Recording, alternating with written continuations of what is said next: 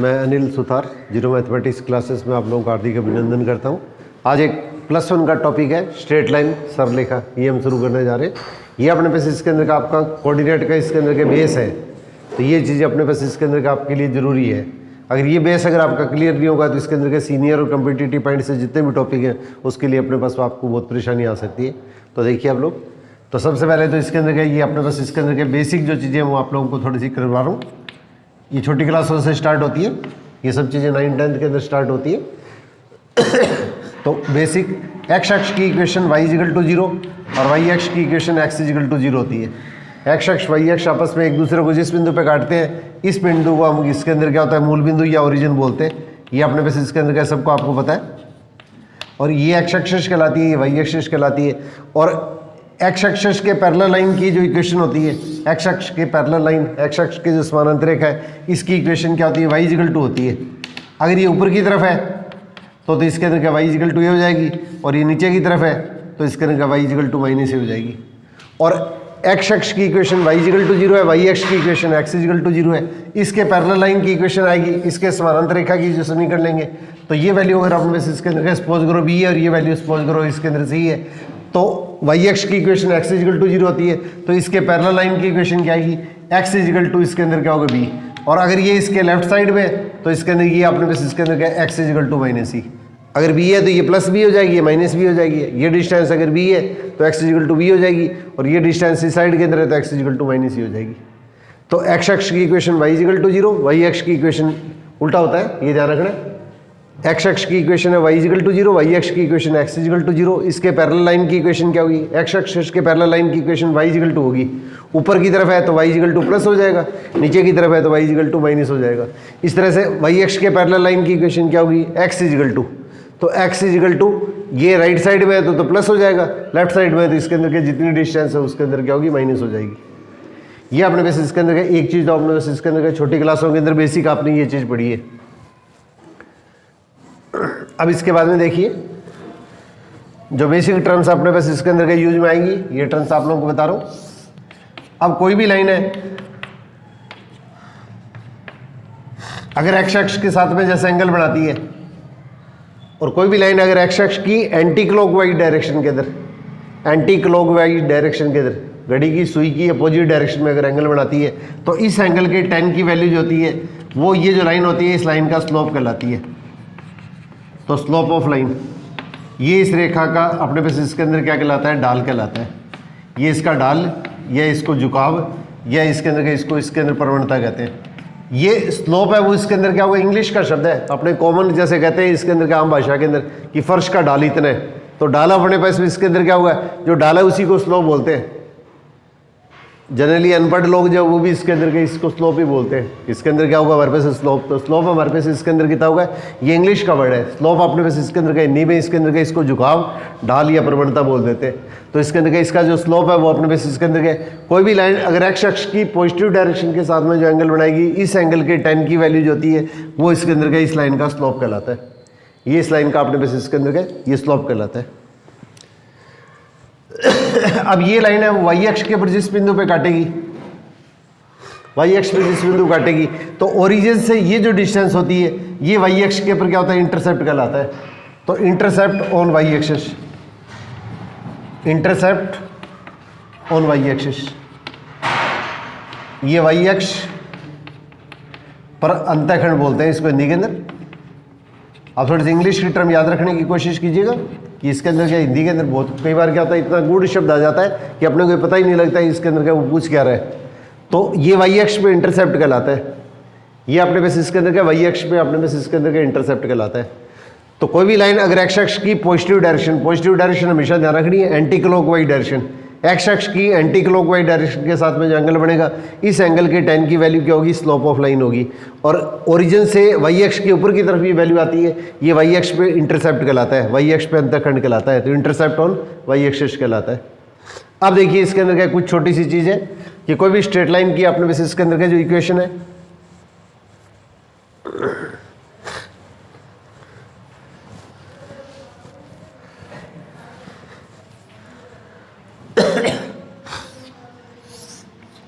X ओ x dash y ओ Y dash, कोई भी line है इसके ऊपर अपने पास मान लिया इसके अंदर का कोई भी पॉइंट एक्स वाई है, इस लाइन के ऊपर कोई पॉइंट एक्स वाई है, और ये लाइन वाई एक्स के ऊपर जिस पॉइंट पे कट करी है ये वाई एक्स पे इंटरसेप्ट क्या होगा, वाई एक्स पे अंतःखंड है वो उसके अंदर सी हो गया, और ये एक्स अक्ष के साथ में बनने वाला जो एंगल है वो थीटा हो गया।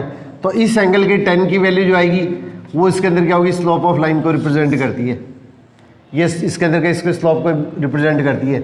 इस पॉइंट से एक्स अक्ष के ऊपर परपेंडिकुलर डाल दिया, ये अपने उसके इस पॉइंट को कोई पॉइंट ले सकते हैं एम एन पी, इस तरह से कोई पॉइंट ले लिया।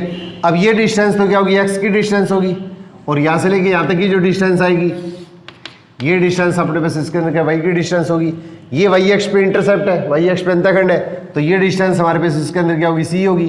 टोटल डिस्टेंस वाई है, ये डिस्टेंस क्या होगी, वाई सी होगी, तो इसका हम यहाँ से लेके यहाँ तक की जो डिस्टेंस लेंगे तो वाई माइनस सी हो जाएगी। अब ये डिस्टेंस है वो इसके अंदर क्या होगी, इस डिस्टेंस के इक्वल आएगी, तो ये डिस्टेंस तो इस डिस्टेंस के इक्वल होगी, ये डिस्टेंस सी है तो ये डिस्टेंस भी सी होगी, पूरी डिस्टेंस वाई होगी, तो इसका पूरी डिस्टेंस में से ये डिस्टेंस माइनस करेंगे तो हमारे पास इसके अंदर का ये वैल्यू आ गई। अब ये एंगल थीटा है तो इसका हमारे पास ये एंगल भी क्या होगा, थीटा होगा। ये एंगल अगर अपने पास इसके अंदर थीटा है तो ये एंगल भी हमारे पास इसके अंदर का थीटा होगा, ये इसके अंदर क्या होगा, इसका करस्पॉन्डिंग एंगल हो गया, ये इसका संगत कोण हो गया। अब आपने पास इसके अंदर क्या ये राइट एंगल ले लिया है, ये आपने समकोण त्रिभुज ले लिया है, तो इस राइट एंगल के अंदर क्या होगा, Y minus C upon x, इस वैल्यू में जब इससे डिवाइड करेंगे तो इसके अंदर क्या होगा, इस वैल्यू में जब इससे डिवाइड करते हैं तो ये तो क्या होगा, परपेंडिकुलर हो गया, लंब हो गया, और ये बेस आधार हो गया, तो दोनों को डिवाइड करेंगे तो हमारे पास इसके अंदर क्या होगा, ये tan थीटा आ गया। और tan थीटा किसके इक्वल है, ये आप लोगों को मैंने पहले बताया था, ये इसके अंदर का इस लाइन का स्लोप है, तो इसका हमने हमारे पास क्या Y minus C upon X equal to कितना होगा, एम हो गया। अब इसको सिंप्लीफाई कर लो, और वाई इजिकल टू क्या होगा, एम एक्स प्लस सी, तो ये जो स्ट्रेट लाइन की इसके अंदर क्या होगी, ये फॉर्म कहलाती है। तो इसके अंदर क्या है, ये वाई एक्स की जो स्ट्रेट लाइन की जो इक्वेशन होती है ये इसके अंदर क्या है, इसको स्लोप इंटरसेप्ट फॉर्म बोलते हैं, स्लोप इंटरसेप्ट फॉर्म।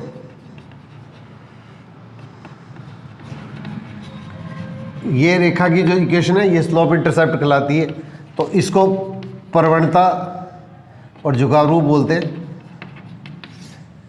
ये एम कितना होगा, स्लोप हो गया, सी क्या होगी, प्रवणता या झुकाव हो गया। तो इसके अंदर कुछ बुक्स के अंदर क्या इस फॉर्मूले को स्लोप फॉर्म भी बोला जाता है,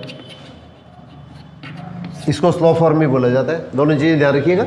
तो इसके अंदर क्या इसको स्लोप इंटरसेप्ट फॉर्म, प्रवणता झुकाव रूप, या अपने वैसे इसके अंदर का सिंपल स्लोप फॉर्म कहते हैं।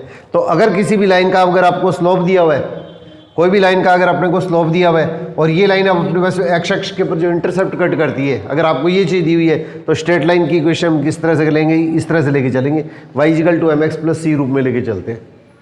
तो ये हमारे पास इसके अंदर का स्ट्रेट लाइन की अपने पास इसके अंदर का पहली फॉर्म होगी, y equal to m x plus c. ये हम यूज में कब लेंगे, जब एक तो अपने को वाई एक्स में इंटरसेप्ट पता है और एक इस लाइन का अपने को स्लोप पता है, इसकी प्रवणता पता है। तो इस स्थिति के अंदर हम स्ट्रेट लाइन की इक्वेशन जो लेके चलते हैं वो ये स्ट्रेट लाइन की इक्वेशन हम लेके चलते हैं। अब इसी टाइप से देखिए,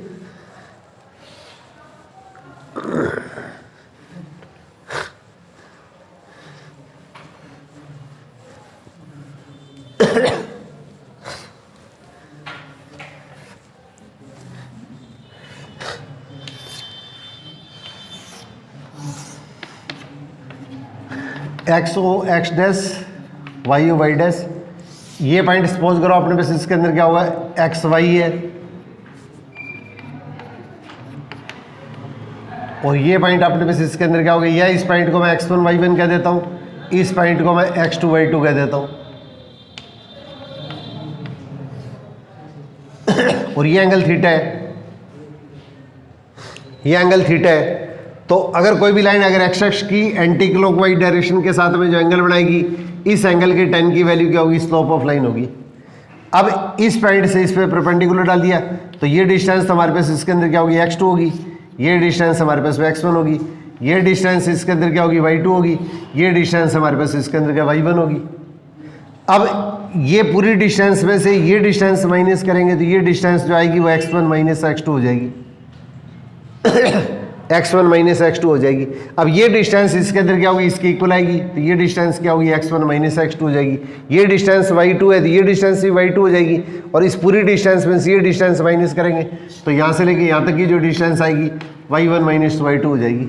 अब ये एंगल थीटा है तो ये एंगल भी क्या होगा, थीटा हो गया। ये एंगल इस एंगल के क्या होगा, संगत कोण किया, इसके अंदर क्या होगा, स्लोप फॉर्म इंटर ये क्रॉसपोंडिंग एंगल हो गया। और फॉर्मूला क्या होता है, tan theta is equal to इस वैल्यू में इस वैल्यू से डिवाइड कर दो, तो इस वैल्यू में से इस वैल्यू को डिवाइड करेंगे तो हमारे पास इसके अंदर हल करने पर क्या होगा, ये स्टेप आएगा। तो लंब बटे में धार परपेंडिकुलर अपॉन बेस क्या होता है, tan थीटा होता है। और tan थीटा अपने पास इसके अंदर क्या होगा, इस लाइन का क्या होता है, स्लोप होता है। तो इसको दोनों में से जैसे आपको इजी लगे वैसे याद रख सकते हैं। तो 2 पॉइंट अगर अपने को दिए हुए, एक तो किसी भी लाइन का स्लोप निकालने का रूल क्या है, अगर आपको कोई भी लाइन दी हुई है तो इस लाइन के अगर ये लाइन अगर एक्स अक्ष की पॉजिटिव डायरेक्शन के साथ में एंगल अगर थीटा बनाती है तो इस एंगल के tan की वैल्यू क्या होगी, स्लोप ऑफ लाइन होगी। और अगर आपको 2 पॉइंट दे दिए तो दोनों पॉइंटों के वाई कोऑर्डिनेट और एक्स कोऑर्डिनेट का जो डिफरेंस है, वाई कोऑर्डिनेट और एक्स कोऑर्डिनेट का जो डिफरेंस है उसको डिवाइड करते हैं तो वो इसके अंदर क्या कहलाता है, इसका अनुपात या रेशो कहलाता है। तो वाई कोऑर्डिनेट में से एक्स कोऑर्डिनेट आपस में माइनस किए और इसका जो डिफरेंस आएगा वो हमारे पास इसके अंदर क्या कहलाता है, स्लोप ऑफ लाइन कहलाती है। बस इसमें एक चीज़ आप लोग याद रखनी है, या तो आप माइनस इस साइड में करिएगा या इसके अंदर क्या माइनस इस साइड में करिएगा, दोनों की डायरेक्शन आपको सेम रखनी है। 2 पॉइंट अगर आपको दिए हुए तो इन पॉइंटों को मिलाने वाली जो रेखा होगी, इन दोनों पॉइंटों को ज्वाइन करने वाली जो स्ट्रेट लाइन होगी उसका स्लोप कैसे निकाला जाता है, दोनों के वाई कोऑर्डिनेट और एक्स कोऑर्डिनेट आपको ऑर्डर एक ही रखना है, चाहे तो दोनों इस तरह से माइनस करेंगे या दोनों अपने बेसिस के अंदर के इस तरीके से माइनस करेंगे। बस ये ध्यान रखना है, कहीं ऐसा नहीं हो कि एक बार तो आपने ऐसे माइनस कर दिया दूसरी साइड में उल्टा माइनस कर दिया, फिर आपका क्वेश्चन क्रॉस हो जाएगा। तो दोनों के वाई कोऑर्डिनेट और एक्स कोऑर्डिनेट का जो डिफरेंस, ज़्यादातर इसके अंदर का फॉर्मूला ये यूज में लेते हैं, परंतु इसके अंदर का इस फॉर्मूले को इजी बनाने के लिए आप ऐसे भी यूज में ले सकते हैं, कोई फर्क नहीं पड़ेगा, एक ही तरीके से।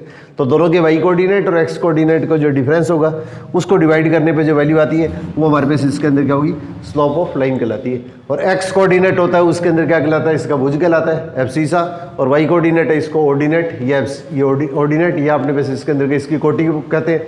तो हमारे पास इसके अंदर के इसको ऐसे भी लिखा जा सकता है, ये तो हमारे पास क्या होगा, ये वाई कोऑर्डिनेट का डिफरेंस है। और वाई कोऑर्डिनेट का डिफरेंस है वो इसके अंदर के डिफरेंस ऑफ ऑर्डिनेट्स या इसके अंदर का कोटियों का अंतर। और एक्स कोऑर्डिनेट का डिफरेंस होता है वो क्या होता है, डिफरेंस ऑफ एब्सिसा या भुजों का अंतर, ऐसे भी लिखा जा सकता है। किसी भी फॉर्म में आ जाए तो आपको क्लियर होना चाहिए। एक्स कोऑर्डिनेट है उसके अंदर क्या है, इसको हम भुज बोलते हैं। और वाई कोऑर्डिनेट होती है वो इसके अंदर क्या, इसकी कोटि कहलाती है, इसको एब्सिसा बोलते हैं। और कोटि है इसके अंदर क्या, इसको ऑर्डिनेट बोलते हैं। ये चीज़ आपने 9th के अंदर पढ़ी है। तो वाई कोऑर्डिनेट का डिफरेंस और एक्स कोऑर्डिनेट के डिफरेंस को डिवाइड करते हैं, वो इसका अनुपात या रेशो कहलाता है। तो 2 पॉइंट अगर दिए हैं तो वाई कोऑर्डिनेट और एक्स कोऑर्डिनेट के डिफरेंस का रेशो या अनुपात वो अपने इसके लाइन का स्लोप कहलाएगा। और अगर एंगल दिया हुआ है, कोई भी लाइन अगर एक्स अक्ष के साथ में एंगल बनाती है, अगर अपने को ये दे रखा है तो इस एंगल के tan की वैल्यू क्या होगी, स्लोप ऑफ लाइन को रिप्रेजेंट करती है। अब इसके बाद में देखिए,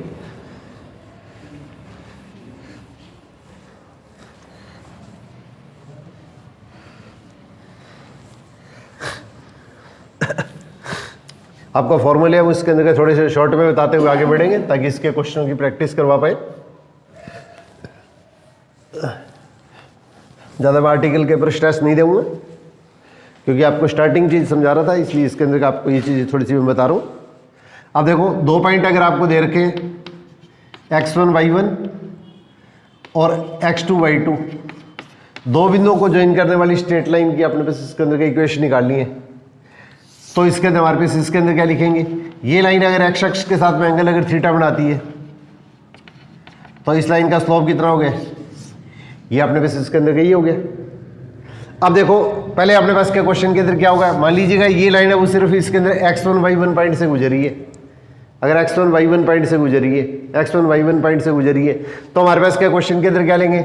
अब देखिए अपने पास इसके अंदर क्या होगा, दोनों के y कोऑर्डिनेट, एक पॉइंट अपने पास सपोज करो x और y हो गया। इस लाइन के ऊपर जितने भी पॉइंट आएंगे उस पॉइंट का जो लोकस होता है, ये आपको लोकस वाला टॉपिक पढ़ाऊंगा, उसके अंदर आपको अच्छी तरह से क्लियर करूंगा कि इसके अंदर के ये पॉइंट इस लाइन के ऊपर के जो भी पॉइंट मूव करेगा, जो भी पॉइंट अपने पास इसके अंदर का गमन करेगा, उस पॉइंट का लोकस है उसको हम क्या लिखते हैं, एक्स वाई लिखते हैं। इसके अंदर का इसको एक्स वाई लिखते हैं। जैसे इन जनरल देखिए, ये अपनी ओर से इस लाइन के ऊपर जिसकी इक्वेशन आपको निकालनी है उसके ऊपर मैंने अपनी ओर से क्या कोई पॉइंट एच के ले लिया है। अब बेसिकली लोकस का मीनिंग क्या होता है, ज्योमेट्रिकल मीनिंग, ये चीज़ आप देख लीजिए, किसी को बाई चांस अगर कन्फ्यूज हो तो इसके अंदर क्या होगा, ये जो लाइन है इसका स्लोप कैसे लिखेंगे, दोनों के वाई कोऑर्डिनेट और इसके एक्स कोऑर्डिनेट का जो डिफरेंस है वो इसके अंदर का इस लाइन का स्लोप आएगा। ये 2 पॉइंट दे रखे, ये लाइन x1 y1 पॉइंट से गुजरी है, x1 y1 लाइन से ये लाइन जो है वो इसके अंदर के इस पॉइंट से गुजरी है। और ये जो लाइन है जिसकी इक्वेशन अपने को निकालनी है, इसके ऊपर अपनी ओर से क्या है, कोई भी एक जनरल पॉइंट अपनी ओर से इसके अंदर का कोई भी एक पॉइंट x y h के ले लिए, x y की जगह मैं इसके अंदर h के ले रहा हूँ। अब ये जो लाइन है, ये लाइन x अक्ष के साथ में जो एंगल बना रही है, ये एंगल क्या है, थीटा है। और 2 पॉइंटों को मिलाने वाली जो लाइन होगी उस लाइन का स्लोप कैसे निकालते हैं, दोनों के y कोऑर्डिनेट और x कोऑर्डिनेट का अपने पास इसके अंदर का डिफरेंस निकालते हैं। अब आपने पास देखो इसके अंदर का इसको सिंप्लीफाई करेंगे, इसको हल करेंगे तो हमारे पास इसके अंदर कितना होगा, h माइनस अपने उसके क्वेश्चन के अंदर क्या होगा, x1 हो जाएगा। अगर आपने को किसी भी पॉइंट का लोकस निकालना है, किसी भी बिंदु का बिंदु पथ निकालना है, अगर दी गई शर्त के मुताबिक अगर कोई भी पॉइंट किस प्रकार से गमन करता है, जैसे आप लोगों ने देखो 10th के अंदर पढ़ा हुआ, आपको 2 फिक्स पॉइंट दे दिए और आपको कंडीशन दे दी है कि इसके अंदर क्या, आपको इसके अंदर क्या, इन दोनों पॉइंटों से ये जो मान लिया 2 पोल हैं, ये 2 पोल मान लिया आपने, जैसे आप लोगों ने 10th में पढ़ा था कि 2 पॉइंट अपने पास फिक्स पॉइंट है, 2 पोल हैं और आपके पास में शर्त है कि आपको इन दोनों बिंदुओं से हमेशा समान दूरी पर रहना है। तो आप इसके अंदर क्या होगा, इस साइड के अंदर प्रत्येक उस बिंदु पे जा सकते हैं जहाँ से ये दोनों दूरियां क्या हो, बराबर हो। तो दी गई शर्त को आपको पूरा करना है कि आपके पास में शर्त क्या है, कंडीशन क्या दी है, आपको इन दोनों पोलों से समान दूरी पे रहना है। तो इससे समान दूरी पे रहते हुए आप इधर और इधर दोनों साइड में जितने भी दूरी पे गमन कर सकते हैं। तो ये जो बिंदुओं का समुच्चय बनता है, ये सेट ऑफ पॉइंट जो होता है वो इसके अंदर क्या कहलाता है, इसके अंदर बिंदु पथ, ये इसका लोकस कहलाता है, ये इसका लोकस, ये आपने वैसे इसके अंदर का इसको बिंदु पथ बोल देते हैं। तो दी गई शर्त को पूरा करने वाले बिंदुओं का समुच्चय अपने वैसे अंडर गिवन कंडीशंस, जो अपने वैसे पॉइंट है वो इसके अंदर का ये किस तरह से मूव करता है, किस तरह से गमन करता है, कि ताकि इसके अंदर का दी गई शर्त है वो अपने पास इसके अंदर क्या होगी, अपने पास इसके अंदर का पूरी हो। तो ये जो पॉइंट आएगा वो इसके अंदर क्या, इन पॉइंट का जो सेट आएगा, इन बिंदुओं का जो समुच्चय आएगा वो इसके अंदर क्या कहलाता है, इसका बिंदु पथ या इसका लोकस कहलाता है। तो अपने को इसके अंदर क्या होगा, इसके अंदर क्या, ये जो कर्व आएगा, जो भी कर्व आएगा उसकी अपने को इक्वेशन लिखनी है कि इसके अंदर क्या इक्वेशन होगी, स्ट्रेट लाइन होगी, सर्कल होगी या किस तरह की कर्व होगी, किस तरह का कर्व होगा। अब अपने पास देखिए इसके अंदर क्या, मैंने जैसे ये पॉइंट है, इस लाइन के ऊपर क्या हुआ, ये अपने पास क्या, कोई भी जो पॉइंट आएगा उस बिंदु का जो समुच्चय आएगा, इसका जो लोकस आएगा, उस पॉइंट को मैंने h के मान लिया है। तो y कोऑर्डिनेट और x कोऑर्डिनेट का डिफरेंस ले लिया और डिफरेंस लेने के बाद में दोनों को आपस में इसके अंदर का क्रॉस मल्टीप्लाई कर दिया। अब थोड़ा सा ध्यान दीजिएगा, जिस पॉइंट का आपने को लोकस ज्ञात करना है, तो ये पॉइंट अपने को क्वेश्चन के अंदर के गिवन है, दिया हुआ पॉइंट है, और इस पॉइंट का अपने को लोकस ज्ञात करना है। और 2 बिंदुओं को मिलाने वाली जो लाइन है, इसका स्लोप कैसे निकाला जाता है, ये अपने को पता है कि इसके अंदर की क्या होता है, tan थीटा होता है, और tan थीटा ही अपने पास इसके अंदर का इसका स्लोप होता है। और 2 पॉइंट अगर दिए हुए हैं तो इसके दोनों के y कोऑर्डिनेट और x कोऑर्डिनेट का डिफरेंस है, वो भी इसके अंदर क्या होता है, इस लाइन का स्लोप होता है। इसका मैंने हमारे पास एक तो ये पॉइंट आपको दिया हुआ है और एक इसके अंदर का ये जो लाइन है उस लाइन का अपने को स्लोप दिया हुआ है। तो किसी भी पॉइंट का अपने को लोकस अगर निकालना है तो अपने को सबसे पहले क्या करना होता है, जिस पॉइंट का लोकस अपने को निकालना है उस पॉइंट के कोऑर्डिनेट जो आपने लिए हैं उसके बीच में और क्वेश्चन में जितने भी कांस्टेंट है, तो इस लाइन के अंदर क्या क्वेश्चन जो आपको दे रखा है उसमें कांस्टेंट क्या है, एक तो इस पॉइंट के कोऑर्डिनेट कांस्टेंट है और एक इसके अंदर क्या m, इस लाइन का जो स्लोप है वो कांस्टेंट है। तो इनके बीच में अपने पास इसके अंदर क्या होगा, एक अपने को रिलेशन निकालना होता है। और रिलेशन निकालने के बाद में हम क्या करते हैं, इसके अंदर क्या, इसका जो x कोऑर्डिनेट होता है, इसका जो x कोऑर्डिनेट है इसको तो x से और y कोऑर्डिनेट को y से रिप्लेस कर देते हैं। x कोऑर्डिनेट की जगह x लिख देंगे, y कोऑर्डिनेट की जगह y लिख देंगे। और ये हमारे पास इसके अंदर का जो पॉइंट आता है वो इसके अंदर का h के पॉइंट जो है उस पॉइंट का लोकस कहलाता है। ये इस पॉइंट का लोकस या इसका बिंदु पथ कहलाता है। तो लोकस आप अपने पास इसके अंदर क्या होगा, ये जो पॉइंट है उसका लोकस कितना हो गया, x कोऑर्डिनेट और y कोऑर्डिनेट। जिस पॉइंट का अपने को लोकस निकालना है, ये पॉइंट तो अपने पास में फिक्स पॉइंट है, ये अपने को दिया हुआ है, और m अपने पास के लाइन का स्लोप है, ये भी अपने को दिया हुआ है। तो इसका मतलब हमारे पास इसके अंदर क्या होगा, इसके बीच में एक रिलेशन निकालने के बाद में हम क्या करेंगे, इसके अंदर का ये जो पॉइंट आएगा तो इसके अंदर क्या होगा, x कोऑर्डिनेट है उसकी जगह x लिख देंगे, y कोऑर्डिनेट की जगह y लिख देंगे। तो m into x minus x1, ये हमारे पास इसके अंदर क्या x1 y1 पॉइंट से जाने वाली स्ट्रेट लाइन की इक्वेशन होती है। ये x1 y1 पॉइंट से जाने वाली स्ट्रेट लाइन की इक्वेशन होती है। तो इसको 1.4 बोलते हैं, एक बिंदु से गुजरने वाली लाइन की इक्वेशन। पहले तो मैंने लिखी थी y equal to m x plus e, y equal to m x plus e किस लाइन की इक्वेशन होगी, y minus y1 equal to m into x minus x1। ये उस लाइन की इक्वेशन है जो x1 y1 पॉइंट से गुजरी है और उस लाइन का स्लोप कितना है, m है। अगर आपको दो चीज़ें पता हो, लाइन अगर जिस पॉइंट से गुजरी है ये चीज़ पता है, और लाइन का अगर अपने को स्लोप पता है, तो इसके अंदर क्या होगी, इस लाइन की इक्वेशन हम ये लेते हैं। अगर लाइन का स्लोप न देके ये लाइन अगर एक्स अक्ष के साथ में एंगल बढ़ाती है, अगर आपको ये दिया हुआ है तो इसके tan की वैल्यू ले लेंगे। अगर आपको एंगल दिया हुआ है तो इस लाइन के tan की वैल्यू लेंगे। ये हमारे पास इसके अंदर के इस लाइन का अपने पास में स्लोप आ जाता है। तो हमारे पास में x1 y1 अगर कोई पॉइंट दिया हुआ है तो इस लाइन की इक्वेशन जो ली जाती है y minus y1 equal to m into x minus x1 ली जाती है। अब इसी टाइप से देखिए इसके अंदर का दूसरा पॉइंट अपने पास इसके अंदर क्वेश्चन के अंदर क्या चीज़ है,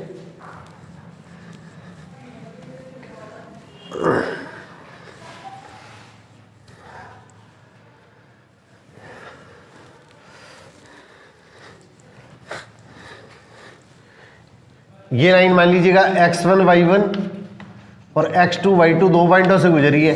इस लाइन की इक्वेशन निकालनी है, और इस लाइन का जो स्लोप है, ये लाइन अगर एक्स अक्ष के साथ में एंगल थीटा बना रही है तो इस लाइन का स्लोप कितना होगा, m हो गया। या तो आपको इस लाइन का स्लोप दिया होगा, और या ये लाइन एक्स अक्ष के साथ में जो एंगल बना रही है वो दिया होगा, तो इसके tan की वैल्यू क्या होगी, स्लोप ऑफ अपने पास इसके अंदर लाइन हो गया। और एक पॉइंट से जाने वाली लाइन की इक्वेशन अपने को पता है y minus y1 equal to m into x minus x1 होती है। x1 y1 से गुजरने वाली लाइन की इक्वेशन ये होती है। और अगर आपको दो पॉइंट दिए हुए हैं तो दो पॉइंट को मिलाने वाली लाइन का स्लोप कैसे निकालते हैं, तो इसके अंदर क्या y की जगह अपने पास इसके ये इसके अंदर क्या लिखेंगे, y minus y1 equal to m into x minus x1। और अगर आपको ये एंगल नहीं दे रखा है तो दो पॉइंट दे रखे हैं, तो दोनों के y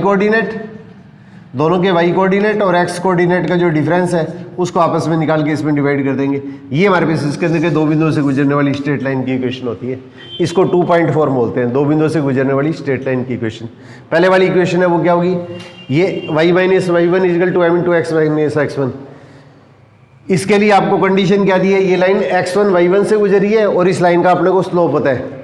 और ये किस लाइन की इक्वेशन है, ये दो बिंदुओं से गुजरने वाली स्ट्रेट लाइन की इक्वेशन है। इसके अंदर हमारे पास इसके अंदर क्या होगा, ये m आपको दिया नहीं होगा, दो पॉइंट दिए हुए हैं, तो दो पॉइंट दिए हुए हैं तो दोनों पॉइंटों के y कोऑर्डिनेट और x कोऑर्डिनेट का डिफरेंस लेके उसको आपस में डिवाइड करेंगे, तो ये दो बिंदुओं से गुजरने वाली स्ट्रेट लाइन की इक्वेशन अपने को प्राप्त हो जाती है।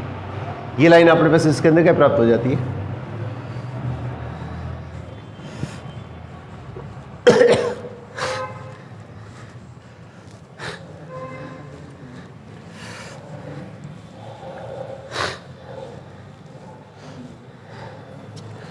इसी टाइप से देखिए, अगर आपको जैसे मैंने स्टार्टिंग के अंदर जो बताया था, अगर ये लाइन एक्स अक्ष के साथ में एंगल थीटा बना रही है, ये एक्स अक्ष है, ये अपने पास इसके अंदर का वाई अक्ष है, और ये लाइन एक्स अक्ष की पॉजिटिव डायरेक्शन, ये ध्यान रखना अपने को, एक्स अक्ष की एंटी क्लॉकवाइज डायरेक्शन जो होती है वो इसके अंदर क्या है, इसके साथ में बनने वाले जो एंगल आएगा उसके tan की वैल्यू होती है, वो इसके अंदर क्या है, इस लाइन का स्लोप कहलाता है।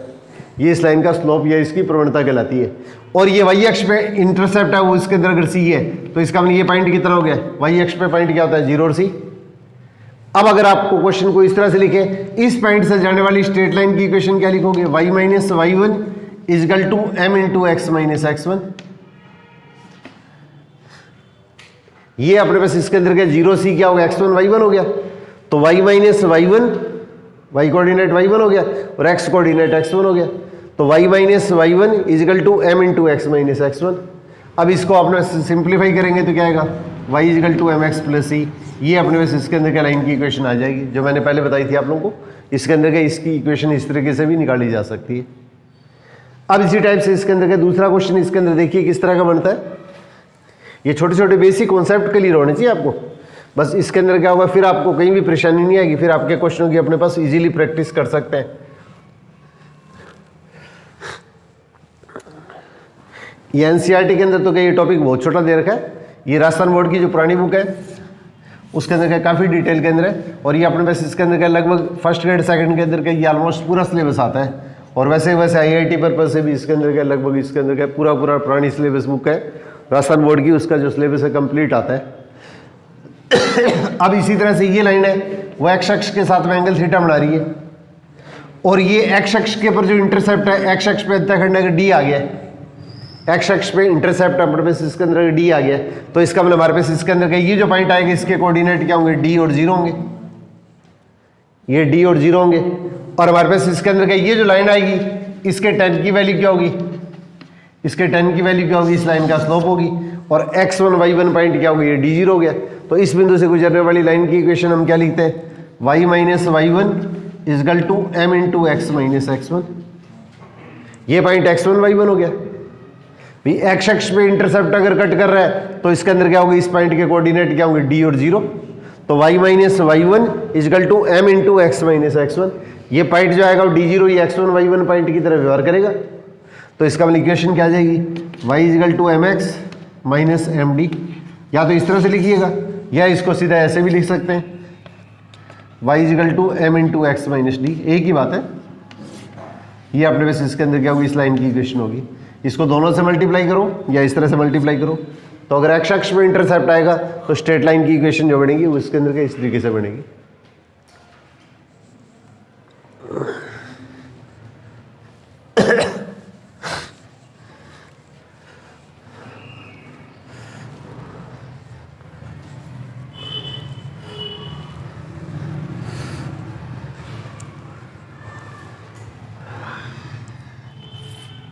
अब इसी तरह से देखिए, इसके बाद में अपने पास इसके अंदर ये छोटा सा टॉपिक ये आता है, अगर कोई भी लाइन x अक्ष पे और y अक्ष पे अगर इंटरसेप्ट कट करती है तो x अक्ष पे इंटरसेप्ट अगर ये आता है और y अक्ष पे इंटरसेप्ट अगर b आता है, ये x अक्ष पे अंतःखंड और y अक्ष पे अंतःखंड a और b आते हैं, तो इसका मतलब इस पॉइंट के कोऑर्डिनेट कितने होंगे, a 0, इस पॉइंट के कोऑर्डिनेट क्या आएंगे 0 और b।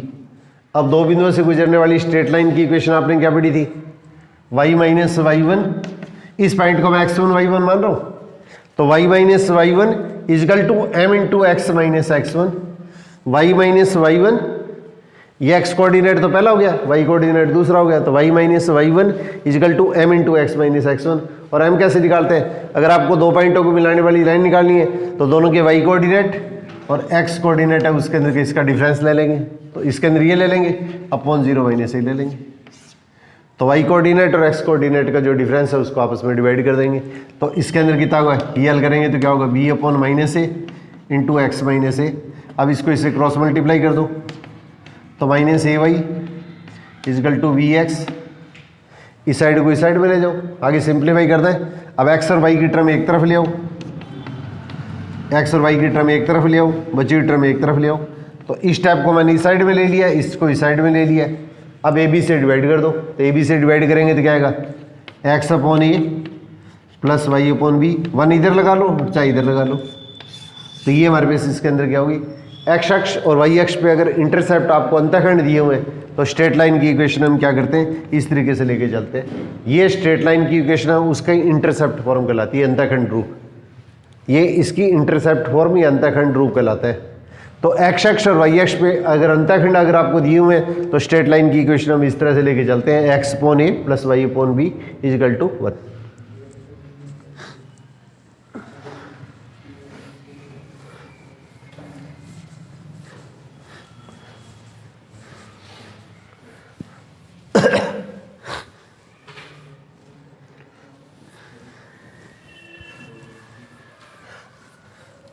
अब देखिए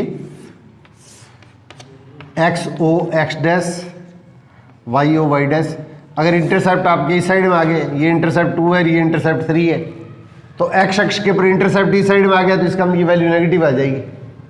तो इसका मतलब ये जो लाइन है इस लाइन की इक्वेशन क्या लिखेंगे, X upon -2 plus Y upon 3 equal to 1। इसके बाद में एलसीएम से मल्टीप्लाई करके इसको सिंप्लीफाई कर देंगे।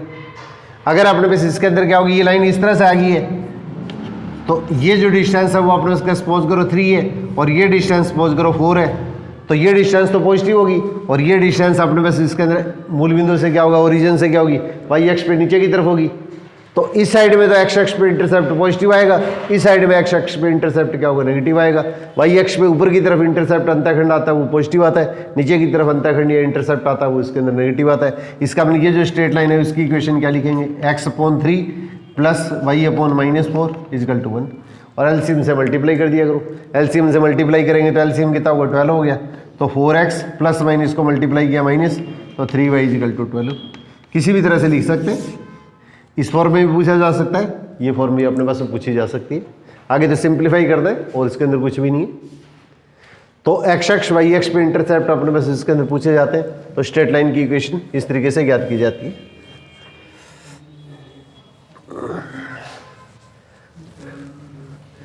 इसके बाद में देखिए, ये टॉपिक सबसे ज़्यादा इंपॉर्टेंट है, मैं इसको सीधा डायरेक्ट कॉन्सेप्ट क्लियर करूँगा आपको क्वेश्चन लेके। एक्स ओ एक्स डैश वाई ओ वाई डैश। अब आपने पास इसके अंदर का एक लाइन ये है, इस लाइन की आपने कोई इक्वेशन निकालनी है, और ये जो मूल बिंदु ओरिजिन है उस पॉइंट से इसके ऊपर क्या परपेंडिकुलर है, उसकी डिस्टेंस आपको पी दे दी है। सबसे ज़्यादा इंपॉर्टेंट फॉर्म है ये आपकी स्ट्रेट लाइन की इक्वेशन। ये स्ट्रेट लाइन है, इसकी आपने कोई इक्वेशन निकालनी है, मैंने क्वेश्चन मार्क लगा दिया है।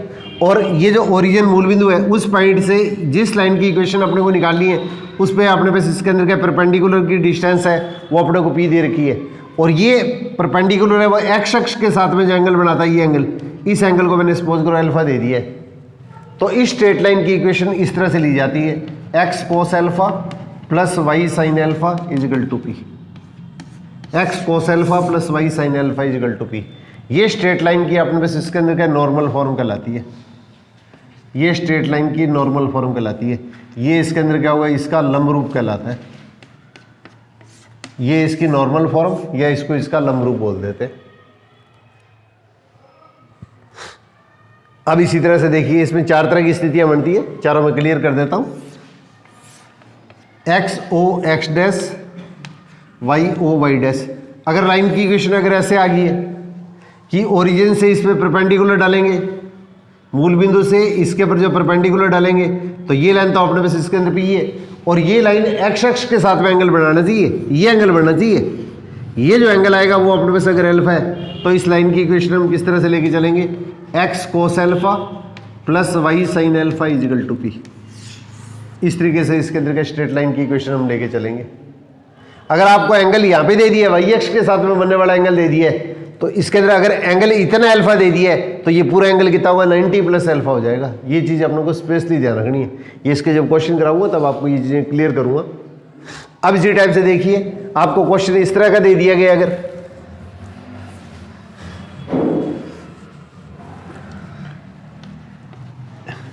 X cos alpha plus Y sine alpha is equal to P. तो देखिए, अगर आपको ये एक्स अक्ष है, एक्स ओ एक्स डैश वाई ओ वाई डैश। अब ओरिजिन से मूल बिंदु से इस लाइन के पर जिसकी इक्वेशन अपने को निकालनी है, इस लाइन की इक्वेशन निकालनी है, तो इसे इस पे जो परपेंडिकुलर ये एंगल तो कितना हुआ है, ओरिजिन से इस लाइन के पर परपेंडिकुलर डिस्टेंस तो पी है, और ये परपेंडिकुलर एक्स अक्ष के साथ में देखना है। ये ओ एक्स जो होता है, इसी को अपने पास इसके अंदर का एक्स अक्ष यहाँ से शुरू करते हैं। ये इनिशियल लाइन यहाँ से स्टार्ट होती है, यहाँ इतना एंगल नहीं लिया जाता, तो एंगल अपने पास इसके अंदर ओ एक्स से बनने वाला एंगल, तो ओ एक्स से बनने वाला एंगल कितना हो गया, अल्फा हो गया।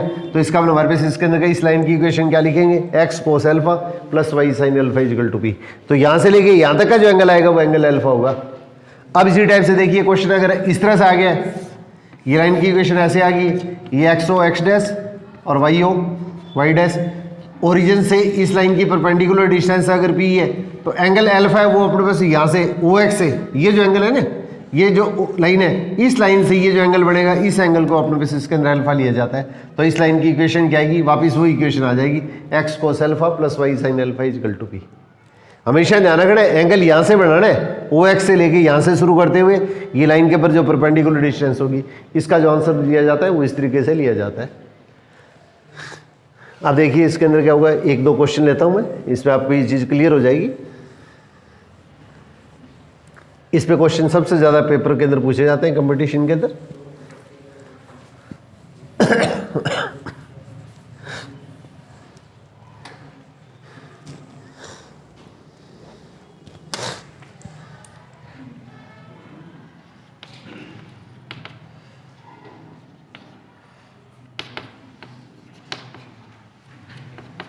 जैसे मान लीजिए इस तरह का क्वेश्चन दे दिया है, अब इसको कहते हैं कि आपको नॉर्मल फॉर्म में निकालना है, इसको नॉर्मल फॉर्म में कन्वर्ट करना है, और अपने पास इसके अंदर पी की और अल्फा की वैल्यू निकालनी है, पी की और अल्फा की वैल्यू निकालनी है। एनसीईआरटी में ये चीज़ है, इसको डब्ल्यू से व्यक्त किया हुआ है, एनसीईआरटी के अंदर इसको डब्ल्यू से व्यक्त किया हुआ है। बाकी बुक्स में किसी में अल्फा दे देते हैं, किसी में थीटा दे देते हैं, तो इसमें आपको कन्फ्यूज होने की जरूरत नहीं है।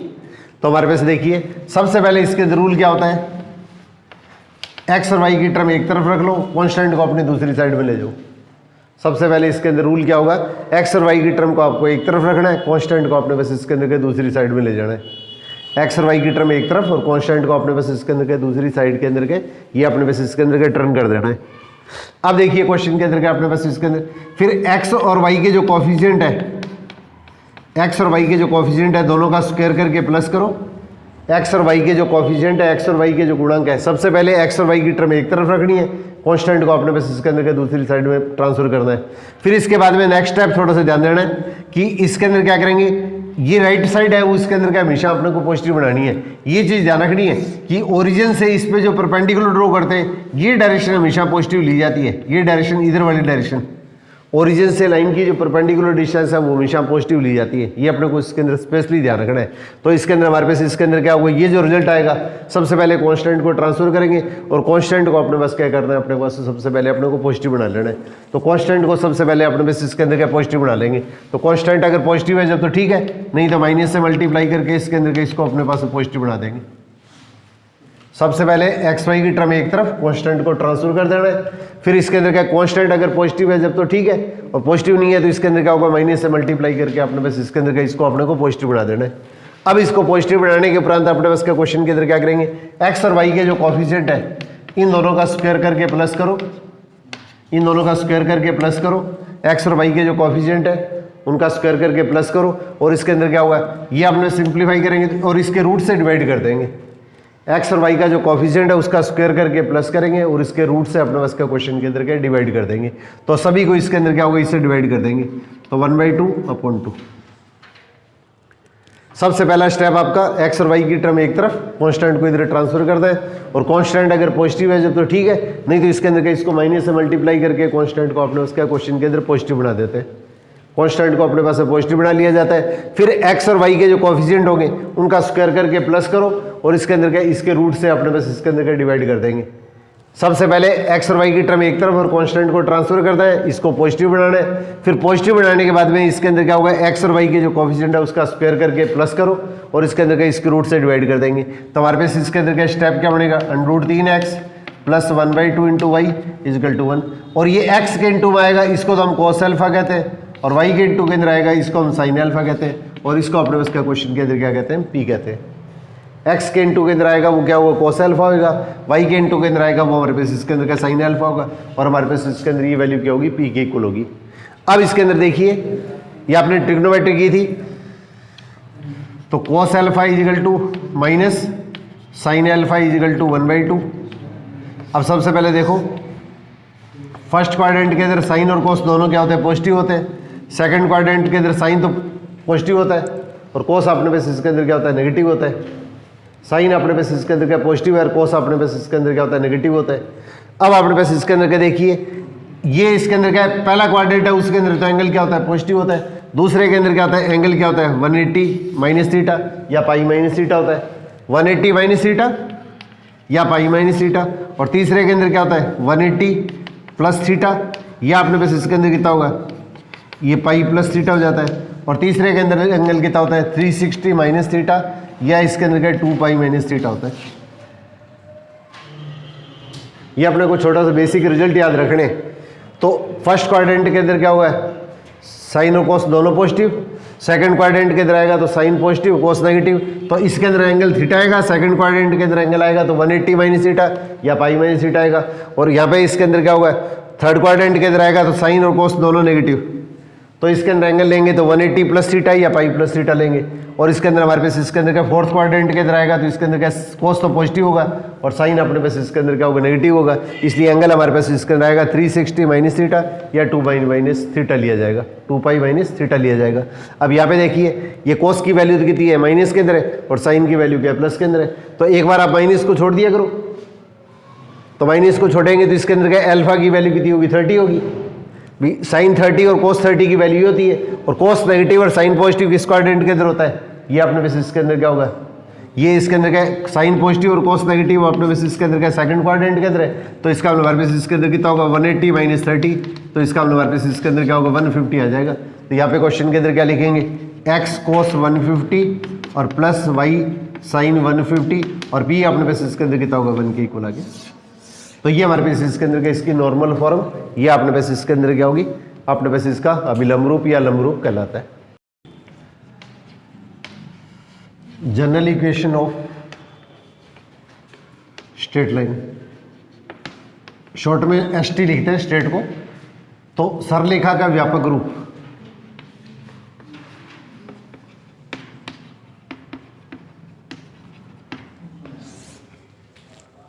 अभी आप लोगों को मैंने जो फॉर्म बताई थी, तो अगर x और y की टर्म आपकी एक तरफ है और कांस्टेंट चाहे इस साइड में चाहे इस साइड के तरह, x और y ax plus B Y plus C equal to 0। यहाँ पे सबसे पहले अपने को ध्यान रखना है x और y की पावर अगर अपने पास इसके अंदर अगर 1 होती है, x और y की पावर अपने पास इसके अंदर अगर 1 होती है, तो इसके अंदर क्या बोलते हैं, इसको रेखिक समीकरण या लीनियर इक्वेशन कहते हैं। ये आप लोग पहले पढ़ चुके हो। तो लीनियर अपने पास इसके अंदर का रेखिक समीकरण या अपने पास इसके अंदर का लीनियर इक्वेशन कहलाती है। ये अपने 10th और 9th वाले टॉपिक के अंदर किया था। और लीनियर इक्वेशन इन 2 वेरिएबल क्या होता है, 2 ज्ञात राशियों की एक घातीय समीकरण होती है, उसका जो ग्राफ लेते हैं वो हमेशा एक स्ट्रेट लाइन होती है। 2 ज्ञात राशियों की एक घातीय समीकरण है, linear equation in 2 variable always represent a straight line. इसके अंदर क्या होगा, इसका ग्राफ आएगा, वो हमेशा एक सरलेखा को निरूपित करता है। तो इस टाइप की जो इक्वेशन आती है, इस तरह की जो समीकरण आती है, a x plus B Y plus C equal to 0, ये हमारे पास रेखा की इसके अंदर क्या जनरल इक्वेशन कहलाती है। ये हमारे पास इसके अंदर क्या रेखा की अपने पास इसके अंदर जनरल इक्वेशन या इसका व्यापक समीकरण कहलाता है। तो यहाँ पे देखिए इसके अंदर क्या हुआ, आपको क्वेश्चन है इसके अंदर क्या, बस बेसिक सिंपल सी चीज़ है, इसमें आपको ज़्यादा इसके अंदर क्या ये कंफ्यूज होने की जरूरत नहीं है। तो अब अपने पास इसके अंदर क्या ये क्वेश्चन इसके अंदर अगर इस तरह से पूछा जाता है कि इसको y equal to m x plus c रूप में बदलना है, अपने पास आपने 3 रूप किए थे, y equal to m x plus c रूप है, फिर इसके अंदर x upon a plus Y upon b equal to 1 ये रूप है, और तीसरा आपने पास इसके अंदर किया था x cos alpha plus Y sine alpha equal to P रूप है। ये 3 तरह की फॉर्म है। तो ये तो स्लोप इंटरसेप्ट फॉर्म कहलाती है, ये हमारे पास अंतःखंड रूप कहलाता है इंटरसेप्ट फॉर्म, और ये इसके अंदर का नॉर्मल फॉर्म या विलंब रूप या लंब रूप कहलाता है। अब इस इक्वेशन को अपने को इन तीनों फॉर्म में कन्वर्ट करना है, और तीनों फॉर्म में कन्वर्ट करके अपने को MC की वैल्यू पूछ लें या AB की वैल्यू पूछ लें या अल्फा और P की वैल्यू पूछ लें। तो इसमें से किसी भी फॉर्म में कन्वर्ट करना अपने को पूछा जा सकता है। इसको LCM लेके और सिंपल करके हल करेंगे तो हमारे पास लास्ट के अंदर के जो इक्वेशन आती है वो इस तरह की इक्वेशन आती है। अब इस इक्वेशन को इस फॉर्म में कन्वर्ट करना है, तो इस फॉर्म में कन्वर्ट करने के लिए अपने पास इसके अंदर का देखिए, सबसे पहले y की टर्म अपने पास एक तरफ रख लीजिएगा और बची हुई टर्म है इसके अंदर का इसको दूसरी तरफ ले जाइएगा, और y का कोएफिशिएंट अपने को 1 बनाना है। तो y का कोएफिशिएंट 1 बनाना है तो इसके अंदर क्या लिखेंगे, हमारे पास क्या ये वैल्यू आएगी। अब ये y इजिकल टू ये जो फॉर्म होती है ये y equal to m x plus c रूप होता है, ये m के इक्वल होता है, और ये y अक्ष पे इंटरसेप्ट होता है। तो इसके अंदर आपको डायरेक्ट रिजल्ट याद क्या रखना है, अगर आपको x और y की टर्म अगर एक साइड में दे रखी है, कांस्टेंट चाहे उस साइड में चाहे अपने पास का कांस्टेंट अपने पास इसके अंदर के इस साइड के अंदर है, तो इस स्थिति के अंदर क्या करेंगे, x के कोएफिशिएंट पे इस लाइन का स्लोप कैसे निकालेंगे, x के कोएफिशिएंट पे y के कोएफिशिएंट से डिवाइड करके साथ में नेगेटिव साइन लगाएंगे, तो हमारे पास इसके अंदर क्या होगा, ये इस लाइन का स्लोप आता है, ये इस रेखा की प्रवणता आती है। प्रवणता, झुकाव, कुछ भी कहा जा सकता है। तो जनरली इसके अंदर के इसको स्लोप ही बोलते हैं। तो इसके अंदर का हिंदी के अंदर का इसके अंदर का झुकाव है, ढाल है या प्रवणता है, कुछ भी कहा जा सकता है। तो हमारे पास इसके अंदर का अगर आपको रेखा की फॉर्म अगर इस फॉर्म में दी है, कांस्टेंट के अंदर x और y की टर्म अगर एक तरफ है, कांस्टेंट अगर आपकी इस फॉर्म में, तो इसके अंदर का स्लोप निकालने का सीधा तरीका याद रखना है। अगर आपकी x y की टर्म अगर अलग अलग फॉर्म में, तो इसके अंदर क्या अपने पास इसके अंदर क्या y की टर्म एक तरफ, बची हुई टर्म इधर ले जाके और x के कोएफिशिएंट से डिवाइड करके अपने पास इसके अंदर का इसका अपने को स्लोप निकाला जा सकता है। अब इसी टाइप से देखिए इसके अंदर क्या हुआ है, दूसरे टाइप की जो फॉर्म है, तो इस फॉर्म में अगर अपने को निकालना है कि अपने को कह देंगे x अक्ष और y अक्ष पे इंटरसेप्ट निकालने, तो सबसे पहले इसके अंदर क्या देखो 2 तरीके, जैसे आपको आसान लगे उस तरह कर लेना। सबसे पहले x और y की टर्म एक तरफ और कांस्टेंट को दूसरी तरफ पक्षांतरण कर दो। फिर इसके अंदर क्या होगा, यहाँ पे देखिए इसके अंदर क्या कांस्टेंट है वो इसके अंदर 1 बनना है, तो इसके अंदर ax प्लस बी वाई और इजिकल टू सी, इसको अपने को 1 बनाना है, तो c से इसके अंदर क्या होगा, माइनस c से डिवाइड कर दीजिएगा। एक्स वाई की टर्म एक तरफ और कांस्टेंट को इस साइड में पक्षांतरण करके ट्रांसफर करके इसके अंदर क्या होगा, ये कांस्टेंट को अपने को इसके अंदर क्या 1 बनाना है, तो इसको हल करेंगे तो ये तो सी हो गया, और यहाँ पे क्या लिखेंगे x upon minus C upon ए और plus y upon minus C upon ए, ये x अक्ष में और ये y अक्ष में इंटरसेप्ट कहलाता है। और इसको याद रखने के लिए बिल्कुल सिंपल सा तरीका है, अब इसको इस तरह से किया करो। सबसे पहले अपने पास इसके अंदर क्या होगा, y को 0 लिख लो, तो y को 0 लिखेंगे तो हमारे पास में x की वैल्यू क्या आएगी, माइनस सी अपॉन ए और 0। y को 0 लिख लो, तो ये जो लाइन होगी वह x अक्ष को इस बिंदु पे काटेगी। अब इसी टाइप से हमारे पास इसके अंदर क्या होगा, यहाँ पे अपने पास इसके अंदर x की वैल्यू 0 लिख लो, तो x की वैल्यू 0 लिखेंगे तो y की वैल्यू क्या आएगी -c/b। तो ये तो x अक्ष पे और ये अपने पास इसके अंदर का y अक्ष पे अंतःखंड हो गया, ये x अक्ष पे और y अक्ष पे इंटरसेप्ट हो गए। y को 0 लिया तो इसके अंदर का x की वैल्यू आएगी, वो x अक्ष पे इंटरसेप्ट होता है, और x को 0 लेंगे तो y की वैल्यू आएगी, वो इसके अंदर का y अक्ष पे इंटरसेप्ट होता है। तो डायरेक्ट इसके अंदर का इस मेथड को अपने पास अप्लाई कर लिया करो। अब इसी तरह से देखिए तीसरी फॉर्म, ये इसके अंदर का आप लोगों को अभी मैंने जैसे बताई थी, तो उसके अंदर क्या करते हैं हम, सबसे पहले x और y की टर्म को आपको एक तरफ लेना है और कांस्टेंट को अपने पास इसके अंदर का दूसरी तरफ ट्रांसफर कर देंगे। अभी मैंने जैसे आपको पिछली टर्म के ऊपर अभी अपने पास थोड़ी देर पहले आप लोगों को इस तरह का एक क्वेश्चन करवाया था, तो इसके अंदर का इसी मेथड को हम फॉलो करते हैं, इसी मेथड का अनुसरण करते हैं। तो x और y की टर्म एक तरफ और कांस्टेंट को दूसरी तरफ ले जाइएगा, और सबसे पहले इस वैल्यू को अपने को पॉजिटिव बनाना है, बस ये याद रखना है, इस वैल्यू को अपने को पॉजिटिव बनाना है। अपने को c की वैल्यू पता नहीं है कि पॉजिटिव है या नेगेटिव है, तो x और y का जो कोफिशिएंट है उसका स्क्वायर करके प्लस करो और इसके अंदर का इसका रूट ले लो। x और y का जो कोफिशिएंट है उसके अंदर का ये अपने पास इसके अंदर हल करो और इसके अंदर का ये चीज लो। x और y का जो कोफिशिएंट है, सबसे पहले अपने पास का क्वेश्चन के अंदर क्या करेंगे, x और y का कोफिशिएंट x और y की टर्म एक तरफ, कांस्टेंट को इधर लेंगे, और x और y का जो कोफिशिएंट है उसका स्क्वायर करके अपने पास इसके अंदर क्या हुआ, इसका जो रूट है x स्क्वायर y स्क्वायर का जो कोफिशिएंट है x और y का, उसका स्क्वायर करके प्लस कर दिया और इसका रूट ले लिया। अब अपने पास देखिए, अगर ये वैल्यू पॉजिटिव है तब तो ये पूरी वैल्यू क्या होगी, नेगेटिव हो जाएगी। ध्यान दीजिएगा, c की वैल्यू अगर पॉजिटिव है तो -c क्या होगी, नेगेटिव हो जाएगी। और अपने को इस पूरी वैल्यू को पॉजिटिव बनाना है, तो अगर अपने पास इसके अंदर का अगर ये c अगर पॉजिटिव है तो -c क्या होगा, नेगेटिव हो जाएगा। अगर ये नेगेटिव है तो अपने पास इसके अंदर का रूट के अंदर तीनों के अंदर क्या होगा, नेगेटिव का साइन लगा देंगे।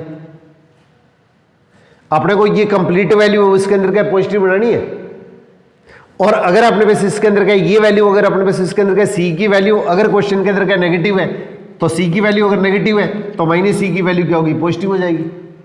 अगर c की वैल्यू अपने पास अगर नेगेटिव है तो इसके अंदर क्या, फिर -c की वैल्यू अपने पास इसके अंदर का माइनस को माइनस से मल्टीप्लाई किया तो पॉजिटिव बन गई। अगर ये पॉजिटिव है तो इसके अंदर रूट के अंदर के तीनों के अंदर क्या करेंगे, अपने पास पॉजिटिव वैल्यू लगा लेंगे।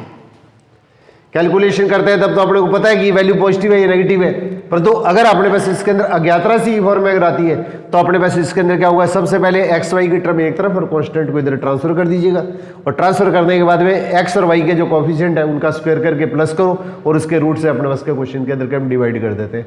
और डिवाइड करने के बाद में इसके अंदर क्या होगा, अपने को ये कंप्लीट वैल्यू पॉजिटिव बनानी है, बस ये चीज़ याद रखनी है। अगर ये -c है वो पॉजिटिव है तब तो इसके अंदर तीनों के अंदर क्या होगा, ये पॉजिटिव साइन ले लेंगे, और अगर -c है c के साथ में नेगेटिव साइन मिलाने पर अगर ये वैल्यू नेगेटिव है तो इसके अंदर तीनों के अंदर हम क्या करेंगे, नेगेटिव ले लेंगे। और अगर आपने उसका क्वेश्चन जैसे आता है, मैंने अभी आप लोगों को जैसे क्वेश्चन करवाया था उसके अंदर क्वेश्चन के अंदर क्या बताया था आप लोगों को, मैंने ये चीज़ बताई थी, √3x - y + 2 = 0। तो इसके अंदर क्वेश्चन के अंदर सॉल्व किया तो क्या होगा, x y की टर्म एक तरफ, कॉन्स्टेंट को मैंने इधर ले लिया। अब इसके अंदर क्या होगा, सबसे पहले कॉन्स्टेंट को पॉजिटिव बनाया करो आप, तो कांस्टेंट को पॉजिटिव बनाना है तो इसके अंदर क्या करेंगे, माइनस से मल्टीप्लाई करेंगे तो ये पॉजिटिव हो जाएगा। अब x और y का जो कोफिशिएंट है उसका स्क्वायर करके प्लस करो और इसका रूट ले लेंगे तो कितना हो गया, 2 आ गया। अब 2 से तीनों स्टेप प्रत्येक स्टेप के अंदर के डिवाइड कर देंगे, तो माइनस का इसके अंदर का √3 बटे में 2 × x और प्लस 1/2 × x = 1। तो 2 से इसके अंदर का सबको डिवाइड कर दिया, और x के इंटू में जो वैल्यू आती है वो तो क्या होती है, कोस अल्फा होती है, √3/2, और y के इंटू में आती है, ये y है सॉरी, y के इंटू में जो वैल्यू आती है वो इसके अंदर क्या आती है, साइन अल्फा होती है 1/2। और अभी मैंने आप लोगों को ये चीज़ क्लियर की थी कि इसके अंदर क्या होगा, सबसे पहले साइन और कोस दोनों अपने पास इसके अंदर क्या होगा, फर्स्ट क्वाड्रेंट में तो दोनों पॉजिटिव है और सेकंड क्वाड्रेंट के अंदर क्या, साइन तो पॉजिटिव है और कोस नेगेटिव है, तो इसलिए हमारे पास इसके अंदर क्या, पहले तो नेगेटिव साइन को छोड़ दिया करो, दोनों से सॉल्व करने पर अल्फा की वैल्यू निकाल लो, जैसे 10th में क्या करते थे। तो इसके अंदर क्या, दोनों को अगर पॉजिटिव लेंगे तो इसके अंदर क्या होगा, 30 डिग्री पे ये दोनों वैल्यू क्या सेम है, और अपने पास इसके अंदर क्या है, ये वैल्यू जो आएगी अल्फा की वैल्यू क्या होगी सेकंड क्वाड्रेंट में, तो इसको 180 माइनस अल्फा कर देंगे, 180 माइनस अल्फा कर देंगे। यहाँ पे अल्फा है तो इसका हमारे पास में अल्फा कितना हो गया, ये अपने उसके 30 डिग्री, तो इसमें से माइनस कर देंगे तो 150 डिग्री आ जाएगा। तो इसका हमारे पास इसके अंदर का ये जो इक्वेशन है इसकी नॉर्मल फॉर्म क्या होगी, x cos alpha plus y sin alpha = 2। अगर इसकी वैल्यू पुट कर देंगे तो अपने पास इसके अंदर क्या, ये इसके अंदर का इसकी नॉर्मल फॉर्म है, और ये जो फॉर्म होती है इसको नॉर्मल फॉर्म ही बोला जाता है। इस फॉर्म को नॉर्मल फॉर्म ही बोला जाता है। x इंटू ये सबसे पहले एक्स वाई की टर्म एक तरफ, कांस्टेंट को इधर ट्रांसफर कर दिया है, यहाँ पे अपने पास इसका नई वैल्यू बन गई। इसके बाद में इसको सिंप्लीफाई करेंगे तो ये भी नॉर्मल फॉर्म या अभिलंब रूप ही कहलाता है। अभिलंब रूप या लंब रूप जो भी अपने पास में बुक्स के अंदर पेपर में आता है वो चीज़ अप्लाई कर दीजिएगा इसमें। अब इसी से रिलेटेड एक क्वेश्चन मैं देखिए और ले रहा हूँ। x minus √3y is equal to 8 ले लिया सपोज करो, तो इसके अंदर क्या होगा, सबसे पहले x और y की टर्म एक तरफ है, कांस्टेंट अपने पास इसके अंदर का दूसरी साइड में। सबसे पहले x और y की टर्म एक तरफ और कांस्टेंट को इधर ले जाना है, और कांस्टेंट अगर आपका इस साइड में पॉजिटिव नहीं है तो सबसे पहले पॉजिटिव बनाना है। बस पहला स्टेप आपको याद ये रखना है, एक्स वाई की टर्म एक तरफ और कांस्टेंट आपको ट्रांसफर करना है, और कांस्टेंट अगर पॉजिटिव नहीं है तो इसके अंदर अपने पास इसको पॉजिटिव बनाना है। अब एक्स का और वाई का जो कोएफिशिएंट है दोनों का स्क्वायर करके प्लस करोगे और इसका अपने पास रूट ले लेंगे, तो 1 + 3 इजिकल टू इसके अंदर क्या होगा 4, इसका रूट सीधा ले सकते हो तो इसके अंदर का 2 हो गया। अब 2 से अपने पास का क्वेश्चन के अंदर डिवाइड कर देंगे तो 1/2 1/2 और 2।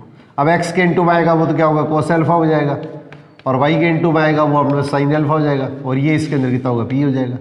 तो p तो कितना हो गया, ये 4 हो गया, और यहाँ पे कोस अल्फा है वो अपने पास इसके अंदर कितना होगा 1/2, और साइन अल्फा जो आएगा वो क्या होगा -√3/2। अब कोस अल्फा ये हो गया, साइन अल्फा ये हो गया। अब आपने को पता है इसके अंदर क्या होगा, साइन नेगेटिव और कोस पॉजिटिव इसके अंदर क्या होता है, फोर्थ क्वाड्रेंट में होता है। तो फर्स्ट क्वाड्रेंट में तो अल्फा क्या होता है, थीटा होता है, ये जो थीटा है वही अल्फा आएगा, और सेकंड क्वाड्रेंट के अंदर अल्फा जो आएगा वो 180 - थीटा हो जाएगा, और इसके अंदर क्या थर्ड क्वाड्रेंट के अंदर आएगा तो अल्फा अपने पास इसके अंदर कितना होगा 180 + थीटा हो जाएगा, और इस तरह से इसके अंदर क्या फोर्थ क्वाड्रेंट के अंदर आएगा तो अल्फा अपने पास इसके अंदर 360 - थीटा हो जाएगा। तो यहाँ पे पहले माइनस के निशान को छोड़ दो, माइनस को निशान को छोड़ेंगे तो हमारे पास इसके अंदर का वैल्यू कितनी होगी, अल्फा अपने पास इसके अंदर कितना होगा, ये 60 डिग्री आ गया, और ये मान क्या है फोर्थ क्वाड्रेंट में, तो फोर्थ क्वाड्रेंट में तो इसका मतलब हमारे पास इसके अंदर का इसको अल्फा नहीं कहेंगे, ये माइनस का निशान छोड़ने पे ये वैल्यू आ रही है, इसको अपने पास थीटा कहेंगे एक प्रकार से। भाई अल्फा तो क्या हो गया 360 - थीटा हो गया, 360 - थीटा हो गया, तो इसका मतलब हमारे पास इसके अंदर का 360 में से इसके अंदर का 60 माइनस कर देंगे तो कितना होगा 300। तो इसका मतलब हमारे पास इसके अंदर का ये जो इक्वेशन आएगी इस इक्वेशन को हम कैसे लिखेंगे, x cos 300 + y 300 और इजिकल टू इसके अंदर क्या p4। तो ये इसके अंदर का ये जो रेखा की समीकरण है उस रेखा का हमारे पास में क्या कहलाता है, अभिलंब रूप कहलाता है। तो ये इसके पर पैटर्न के ऊपर क्वेश्चन उसके अंदर के सबसे ज़्यादा पूछे जाते हैं, तो इसकी थोड़ी सी अपने को प्रैक्टिस की जरूरत पड़ेगी। अब 2 छोटे छोटे रिजल्ट इसके अंदर और बता रहा हूँ, ये आपका स्ट्रेट लाइन का अपने पास इसके अंदर का ये पहला टॉपिक आपका खत्म हो जाएगा। इसके बाद में इसके अंदर क्या होगा, इसके आगे अपने पास इसके अंदर क्या थोड़े से आर्टिकल करवा के फिर इसके अंदर का इसके क्वेश्चनों की प्रैक्टिस आपको आगामी नेक्स्ट जो क्लास आएगी उसके अंदर आप लोगों को करवाऊंगा। तो 2 छोटे छोटे रिजल्ट और देखिए। 2 लाइन है, इनके बीच का एंगल निकालना है, इनके बीच का एंगल थीटा या फाई कुछ भी ले लिए, और एक लाइन है इसकी इक्वेशन जैसे y = mx1 + e1 ले लिए, और दूसरी लाइन है उसकी इक्वेशन ले लिए y = m2x + c2 ले लिए, और इसके बीच का एंगल निकालना है। तो सबसे पहले ये जो लाइन दे रखी है उसका अपने पास स्लोप निकाल लीजिएगा। आपको लाइन की इक्वेशन किसी भी फॉर्म में दी हुई है तो सबसे पहले इस लाइन का अपने को स्लोप निकाल लेना है, और इसके अंदर का अपने पास इसके अंदर का सीधा डायरेक्ट रिजल्ट ले रहा हूँ मैं, इसके अंदर का इसको प्रूव करके नहीं बता रहा हूँ। तो इसके अंदर क्या होगा m1 - m2 upon 1 + m1 × m2, और इसका मॉडुलस ले लीजिएगा।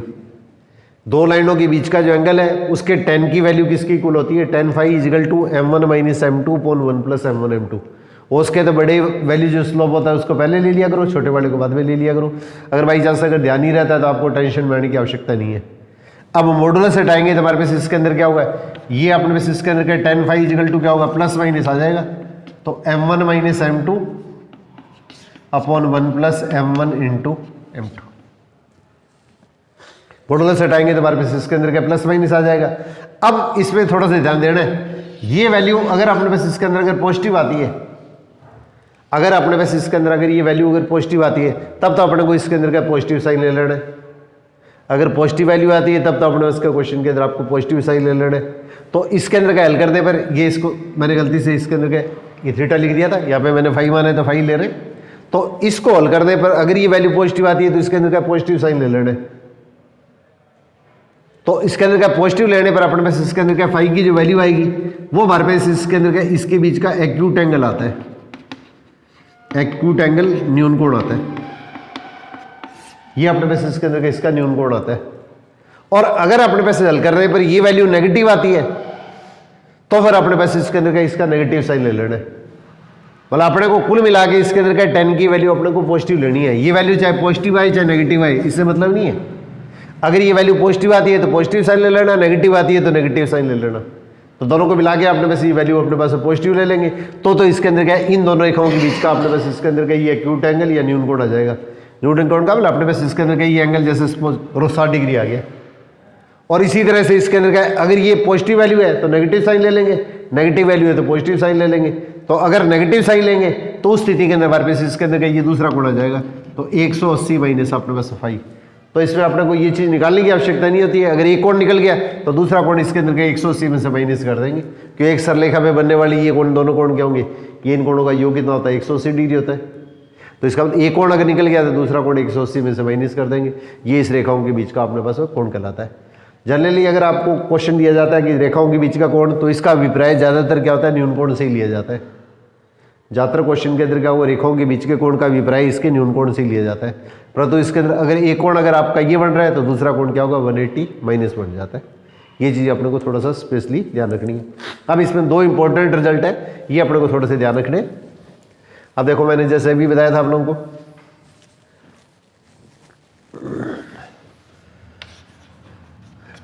तो tan phi equal to m1 minus m2 upon 1 plus m1 into m2।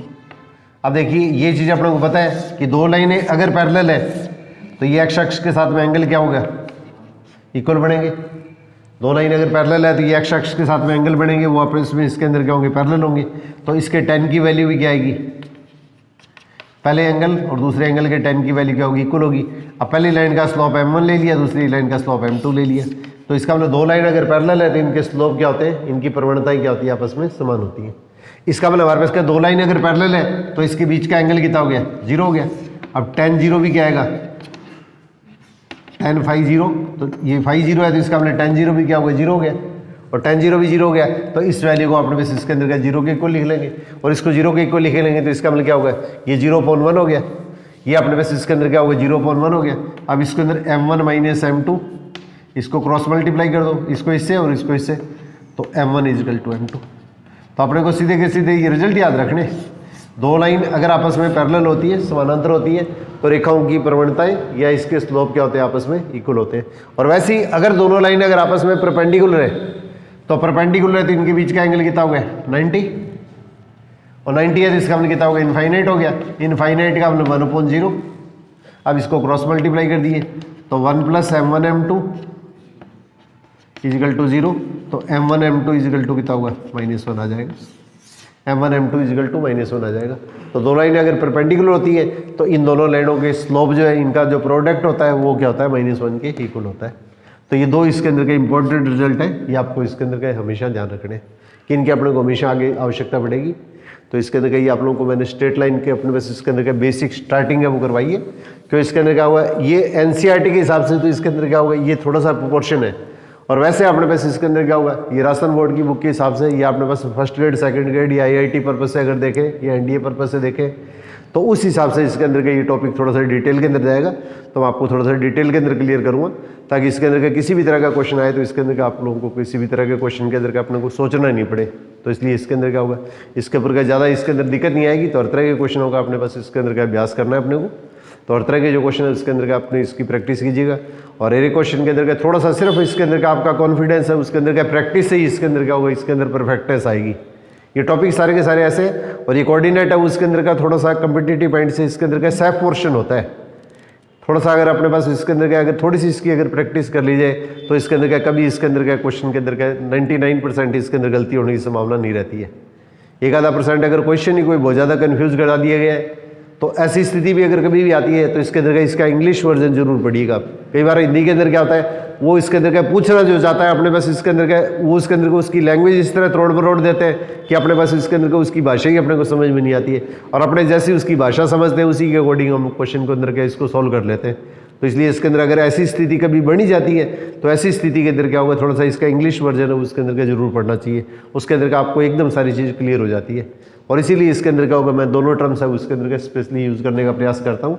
English के अंदर बहुत बार देखा है कि हम लोग भी एक्चुअली अपने स्टूडेंट लाइफ के अंदर थे तो उस समय क्या था, आरपीएससी के अंदर पेपर हुआ करता था, सिर्फ हिंदी के अंदर आया करता था, जबकि हमें एक्चुअली हिंदी की टर्म कभी पढ़ी हुई नहीं थी तो हमें पता ही नहीं लगता था। जिसका जो आइडिया लगाया, जो चीज़ पूछी है उसी के हिसाब से आंसर निकालते थे। तो पूछ कुछ ही रहे दिन और हम उसके अंदर उसका आंसर रात में दिया करते थे, रात का आंसर अपने पास इसके अंदर का सुबह में दिया करते थे। तो इसलिए इसके अंदर का होगा आज हम लोग यहाँ पे हैं। तो हमने अपनी गलतियों से जो चीज़ें सीखी है वो चीज़ आप लोगों को सिखाने का प्रयास कर रहे हैं। तो आप लोग इसके अंदर का इस चीज़ का निश्चित तौर पर फायदा उठाइएगा। तो ऑल द बेस्ट।